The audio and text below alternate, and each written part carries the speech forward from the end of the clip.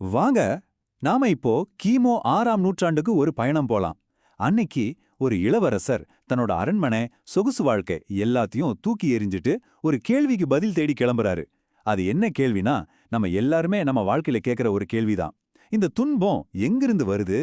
இது வெறும் ஒரு மதத்தோட கதை மட்டும் கிடையாதுங்க. உண்மையை தேடி போன ஒரு தனி மனுஷனோட ஒரு புரட்சிகரமான பயணத்தோட கதை. உண்மையை கண்டறியும் வரை நான் இங்கிருந்து எழமாட்டேன். இந்த ஒரு வரி, இந்த ஒரு சபதம் தான் சித்தார்த்தர் என்ற ஒரு சாதாரண இளவரசனை பின்னாடி நாம கொண்டாடுற புத்தரா மாத்துச்சு. அவரோட தேடல் எந்த திசையில போகணும்னு முடிவு செஞ்சதே இந்த ஒரு வைராக்கியம் தான். இளவரசர் சித்தார்த்தர் எப்படி வளர்ந்தார் தெரியுமா? ஒரு தங்க கூட்டு கிளி மாதிரி. அரண்மனைக்குள்ளேயே கஷ்டம் துன்பம்னு ஒரு வார்த்தை கூட காதுல விழாம வளர்றாரு. ஆனா விதி அவரை சும்மா விடல. ஒரே ஒரு நாள் அரண்மனையை விட்டு வெளியே வர்றாரு. அப்போ அவரோட மொத்த உலகமும் தலைகீழா மாறுது. வெளிய கால் வச்சதும் அவர் கண்ணில் பட்ட முதல் காட்சி தள்ளாடி தள்ளாடி நடந்து போற ஒரு வயசானவர். அது வரைக்கும் இளமையா அழகா இருந்தவங்கள மட்டுமே பார்த்த அவருக்கு இந்த சுருக்க விழுந்த தோளும் நரைச்ச முடியும் வாழ்க்கையோட ஒரு தவிர்க்க முடியாத உண்மைய முகத்துல அரைஞ்ச மாதிரி சொல்லுச்சு. அதுலேருந்து மீள்றதுக்குள்ள அடுத்ததா அவர் பார்க்கறது நோயால கஷ்டப்பட்டு வலியால துடிக்கிற ஒரு மனுஷனை. அப்போதான் அவருக்கு புரியுது, ஓ, அப்ப இந்த ஆரோக்கியம், இந்த தெம்பெல்லாம் நிரந்தரம் இல்லையா, நம்ம உடம்பும் ஒரு நாள் இப்படி தளர்ந்து போகுமா அப்படிங்கிற அந்த கசப்பான உண்மை. ஆனா மூணாவது காட்சி தான் அவரை மொத்தமா உலுக்கிடுச்சு. ஒரு உயிரே இல்லாத உடல, ஒரு பிணத்தை பாக்குறாரு. அப்போதான் மரணம்னா என்னங்கிற யதார்த்தம் அவர் முன்னாடி வந்து நிக்குது. வாழ்க்கை எவ்வளோ சீக்கிரமா முடிஞ்சு போயிடுங்கிறத அந்த நொடியில அவர் உணர்றாரு. முதுமை, நோய், மரணன்னு இப்படி 3 பெரிய இருட்ட பார்த்த அவருக்கு ஒரு சின்ன ஒளிச்சீற்றா தெரிறாரு ஒரு முனிவர். அவ்வளவு கஷ்டங்களுக்கு நடுவுலையும் அவரோட முகத்துல ஒரு பேர அமைதி. அந்த அமைதியை பார்த்ததும் சித்தார்த்தருக்கு ஒரு நம்பிக்கை வருது. அப்பாடா, அப்போ இந்த துன்பத்திலிருந்து வெளியே வர ஒரு வழி இருக்கு அப்படின்னு. சரி, இந்த 4 காட்சியும் பார்த்துட்டாரு இல்லையா? அதுக்கப்புறம் சித்தார்த்தரால பழையபடி அரண்மனைக்குள்ள சந்தோஷமா இருக்கவே முடியல. அந்த காட்சிகள் திரும்ப திரும்ப மனசுல ஓடிக்கிட்டே இருக்கு. இதுக்கு ஒரு விடை கண்டுபிடிச்சே ஆகணும்னு முடிவு பண்றாரு. அதனால தன்னோட ராஜ்யம், மனைவி, குழந்தைன்னு எல்லாத்தையும் விட்டுட்டு உண்மையை தேடி ஒரு பெரிய பயணத்தை ஆரம்பிக்கிறாரு. ஆனா இந்த தேடல் ஒன்னு சுலபமா இல்லைங்க. 1-2 நாள் இல்ல, முழுசா 6 வருஷம். நினைச்சு பாருங்க, 6 வருஷம் கஷ்டப்பட்டு உடலை வருத்தி மனசை ஒருநிலைப்படுத்தி கடுமையா தவம் பண்றாரு. அவரோட அர்ப்பணிப்புக்கு இந்த 6 வருஷமே ஒரு பெரிய சாட்சி. இந்த 6 வருஷத்துல அவர் 2 எக்ஸ்ட்ரீம் வழிகளை முயற்சிச்சு பார்க்கறாரு. ஒன்னு அரண்மனையில இருந்த மாதிரி எல்லையில்லாத சுகபோகம், இன்னொன்னு உடம்ப பட்னி போட்டு சாகடிக்கிற அளவுக்கு கடுமையான தவம். ஆனா பாருங்க, 2 வழியிலுமே அவருக்கு பதில் கிடைக்கல. ரெண்டுமே தப்பான பாதைன்னு புரிஞ்சுக்கிறாரு. அப்பதான் அவருக்கு ஒரு விஷயம் பளிச்சுன்னு புரியுது.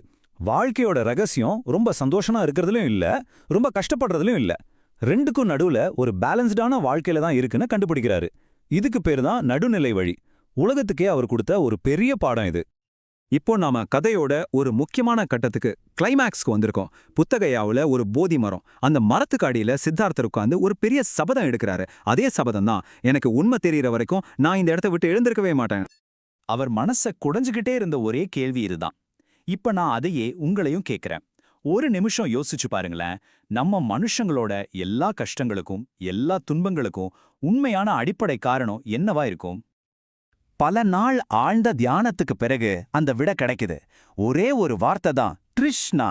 அப்படின்னா தீராத ஆசை, தாகம், ஏக்கம். அதாவது நமக்கு அது வேணும், இது வேணும், அப்படி வாணும்னு நம்ம ஆசைப்படுறோம் இல்லையா? அந்த ஆசை தான் நம்ம எல்லா துன்பத்துக்கும் காரணம்னு கண்டுபிடிக்கிறாரு. நிஜமாவே எவ்வளவு பெரிய ஒரு கண்டுபிடிப்பு பாருங்க. அவர் கண்டுபிடிச்ச இந்த ஞானத்தை ரொம்ப அழகா ஒரு டாக்டர் மாதிரி 4 படிகளா சொல்றாரு. படி, ஆமா, வாழ்க்கையில கஷ்டம் இருக்குங்கிறத முதல்ல ஒத்துக்கணும். 2வது, அந்த கஷ்டத்துக்கு காரணம் நம்மளோட ஆசை தான். 3வது, நல்ல விஷயம் என்னன்னா இந்த கஷ்டத்தை ஜெயிக்க முடியும். 4வது, அதுக்கு ஒரு தெளிவான வழியும் இருக்கு. அவ்வளவுதான். ஓகே, இப்போ நோய்க்கான காரணத்தை கண்டுபிடிச்சாச்சு. சரி, இதுக்கு மருந்து வேணாமா? அந்த மருந்து என்னன்னு தான் இப்ப நாம பார்க்க போறோம். அதுதான் இந்த உன்னதமான எண் வகை வழி. இது வெறும் அட்வைஸ் கிடையாது, இது ஒரு முழுமையான லைஃப் ஸ்டைல் கைடு. ஞானம், அதாவது நம்ம பார்வை, நம்ம எண்ணம் எப்படி இருக்கணும். நடத்தை, அதாவது நம்ம பேச்சு, செயல் எப்படி இருக்கணும். தியானம், அதாவது நம்ம மனசை எப்படி ஒருநிலைப்படுத்தணும்னு வாழ்க்கையோட எல்லாத்தையும் அது சொல்லிக் கொடுக்குது. இந்த பெரிய பயணத்துல நாம தனியா இல்ல, நமக்கு துணையா 3 விஷயங்கள் இருக்கு. அதான் இந்த 3 ரத்தினங்கள். 1 நமக்கு வழிகாட்டுற புத்தர், 2 அவரோட போதனைகளான தர்மம், 3 நம்ம கூடவே பயணிக்கிற சக மனிதர்களான சங்கம்.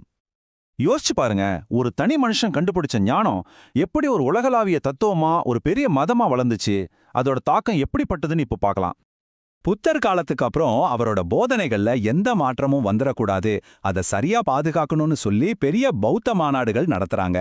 இந்த மாநாடுகள்ல தான் அவரோட போதனைகளை எல்லாம் ஒன்னா தொகுத்தாங்க, சில கருத்து வேறுபாடுகளை பத்தி விவாதிச்சாங்க.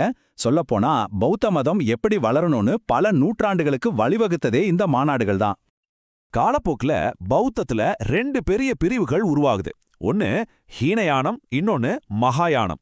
ரொம்ப சிம்பிளா சொல்லணும்னா, ஹீனயானம் சொல்லுது ஒவ்வொருத்தரும் தனக்குத்தானே ஞானம் அடைஞ்சு விடுதலை பெறணும்னு. ஆனா மகாயானம் என்ன சொல்லுதுன்னா, நான் மட்டும் இல்ல, இந்த உலகத்துல இருக்கிற எல்லா உயிர்களும் விடுதலை அடையிற வரைக்கும் நான் உழைப்பேன் அப்படின்னு சொல்லுது. இதுல பேரரசர் அசோகரோட பங்கு ரொம்ப ரொம்ப முக்கியம்.